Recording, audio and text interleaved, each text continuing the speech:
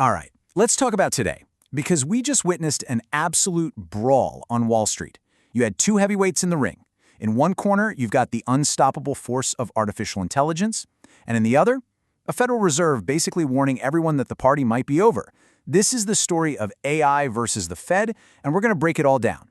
So this is the question on every single trader's mind right now. You know, the market was just cruising along, everyone was expecting rate cuts, it was looking good, and then this afternoon, bam, the Fed drops its January meeting minutes. And just like that, the entire tone shifted. And boy, did the market feel it.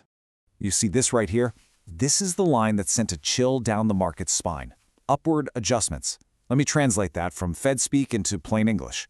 That doesn't just mean they're going to pause rate cuts. No. It's a direct warning shot that the Fed might actually start hiking rates again if inflation starts acting up. This is a huge, hawkish pivot. So how did the market react? Well, the probability of a rate cut happening in March absolutely collapsed. It's practically zero now.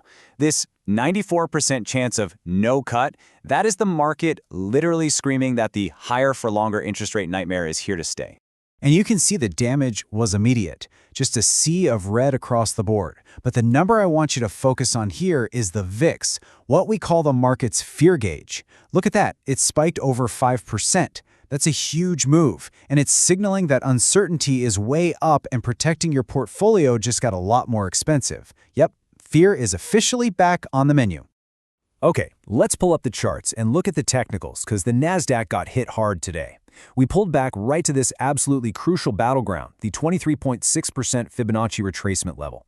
Think of this as the line in the sand. The bulls have to, and I mean have to, defend this zone, or we could be looking at a much deeper correction. But just as the Fed delivered all that bad news, the bulls got a lifeline. And that lifeline, well, it arrived in a very big way. While the Fed was talking about tightening the belt, Silicon Valley was out there spending billions. A massive AI deal was announced that just completely changes the entire game. Now listen, this is not just about Meta buying a few chips. This is a fundamental strategic shift. You see, Meta isn't just buying NVIDIA's GPUs anymore. They're buying the whole shebang, the entire AI factory. We're talking CPUs, the next generation GPUs, the networking that ties it all together. NVIDIA is now the vertically integrated backbone for Meta's entire AI future. It's a massive power play.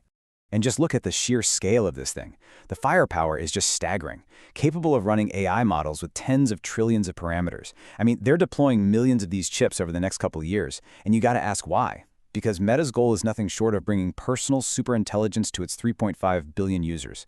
Folks, this is not hype. This is a hardware-fueled land grab for the entire future of technology.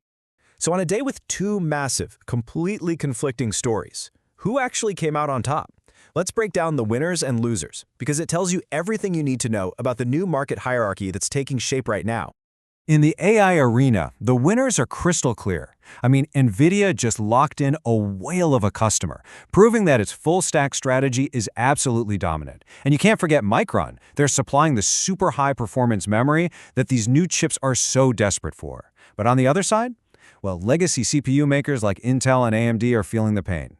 Meta's huge shift to NVIDIA's ARM-based CPUs is a direct shot across their bow, basically squeezing them out of the highest growth part of the data center. Now let's flip it and look at the fallout from the Fed. The clear beneficiaries here are the big banks. For them, higher rates for longer just means they make more money on every loan. Fatter margins for giants like JP Morgan. But the casualties are all the sectors that live and die by interest rates. With the 10-year Treasury creeping back over 4%, home builders and the entire real estate sector are really feeling the pressure as mortgage rates just stay stubbornly high. Okay, so that's the stuff everyone saw. But now, let's go a level deeper. Let's talk about the signals that were hiding in plain sight, the key moments, the gotcha moments that most traders completely missed today.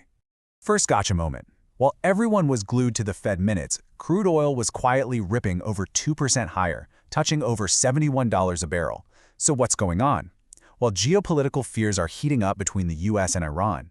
This is a huge deal because rising energy prices are inflationary, and that is the absolute last thing the Fed wants to see. It just adds another layer of pressure for them to stay hawkish. Second, here's a more subtle signal. The 20-year bond auction was weak today. Now, in simple terms, when demand for government debt is low, it means the big smart money investors are getting nervous. They're demanding higher interest payments to lend the government money, and that's a huge signal that they believe the Fed is serious about keeping rates higher for longer. And here it is. This is the biggest insight, the biggest gotcha moment of the day right here. Despite the major indices falling, the market's internal health is actually surprisingly strong. 61% of stocks are still in long-term uptrends. So while the generals, your Apples and your Microsofts retreated a bit, the troops, the whole army of individual stocks, they held their ground. This suggests the underlying bull trend is way healthier than the headlines want you to believe. So you take all this information, the good, the bad, the confusing. What do you do with it? How do you actually trade this market? Let's put it all together into an actionable game plan you can use right now. Okay, for the NASDAQ 100, here are the levels that matter. That 23,850 level. That's everything right now. As long as we hold above it, you can argue this is just a healthy correction. But if we break below it, you got to watch out. That's the trapdoor opening to a potential drop all the way to 22,500. Now, on the upside, a confirmed breakout above the all-time high of 26,182, that's our green light. That's the signal that the bulls are back in full control and the next leg up has officially begun. So watch these levels like a hawk. Look, today was a perfect example of the crazy, conflicting forces that are driving this market. To stay ahead of moves like these, you need an edge. So follow @RonRoseTrading on Instagram, subscribe to CIY Capital on YouTube for more of this analysis. You can even book a one-on-one or join our live trading room. Stay sharp out there, and I'll see you in the markets.